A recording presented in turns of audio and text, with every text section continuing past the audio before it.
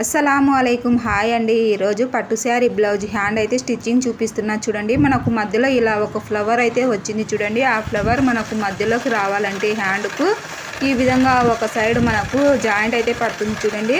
Main క్లాత్కు ఈ విధంగా ఒక సైడ్ జాయింట్ అయితే స్టిచ్ చేసుకోవాలండి. ఈ విధంగా స్టిచ్ చేసుకొని మీరు కావాలంటే పై స్టిచ్ అయితే వేసుకోండి. ఇక్కడ నేను పై స్టిచ్ అయితే వేయలేదండి. ఎందుకని చెప్పేసి మనకు జాయింట్ వేసినట్టు కనపరాకూడదు అని చెప్పేసి నేను పై స్టిచ్ అయితే వేయలేదు చూడండి. ఆ తర్వాత ఇలా మధ్యలోకి ఈ ఫ్లవర్ వచ్చే విధంగా లైనింగ్ వేసుకోవాలండి. మెయిన్ క్లాత్కి రైట్ సైడ్ లైనింగ్ వేసుకొని ఈ విధంగా స్ట్రైట్గా ఒక స్టిచ్ అయితే వేసుకోవాలండి. ఒక 1/2 ఇంచు ఖర్చుతో అయితే ఈ విధంగా స్ట్రైట్గా స్టిచ్ చేసుకుంటూ రావాలి చూడండి.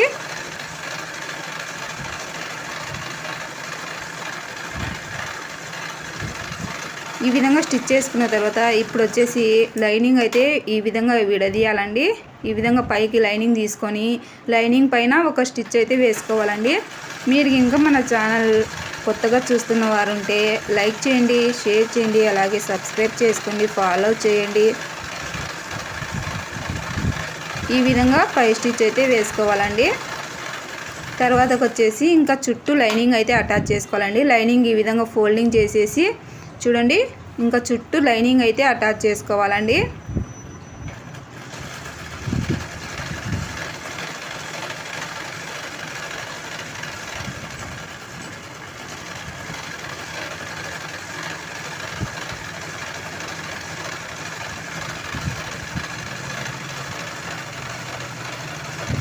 ఈ విధంగా అటాచ్ చేసుకున్న తర్వాత ఇప్పుడు వచ్చేసి మనము ఎగస్ట్ ఉన్న మెయిన్ క్లాత్ను అయితే కటింగ్ చేసేయాలండి. ఈ విధంగా నీట్గా కటింగ్ చేసుకొని ఇంకా నేను 2 చేతులు అయితే స్టిచ్ చేసేసాను చూడండి. ఈ విధంగా స్టిచ్ చేసుకోవాలండి. స్టిచ్ చేసుకున్న తర్వాత 2 సమానంగా ఉన్నాయో లేదో ఒకసారి చెక్ చేసుకోండి. చెక్ చేసుకున్న తర్వాత ఇప్పుడు మనము ఒకవైపు అయితే లోతు అయితే తీసుకోవాలండి, క్రాస్ అయితే తీసుకోవాలి చూడండి. ఈ విధంగా మనం ఖర్చుకు వదిలిపెట్టేసుకొని ఇంకా మధ్యలో నుంచి ఈ విధంగా ఒక 1/2 ఇంచు లోపలికి ఈ విధంగా లోతు అయితే తీసుకొని లోతు తీసుకున్న వైపు ఇలా ఒక ఖర్చు అయితే వేసుకోండి. ఈ ఖర్చు వేసినది మనకు ఫ్రంట్ పార్ట్కి అయితే రావాలండి. లోతు తీసినది మనకు ఫ్రంట్ పార్ట్కి అయితే రావాలండి. ఇంకా ఈ వీడియో నచ్చితే తప్పకుండా ఒక లైక్ చేయండి.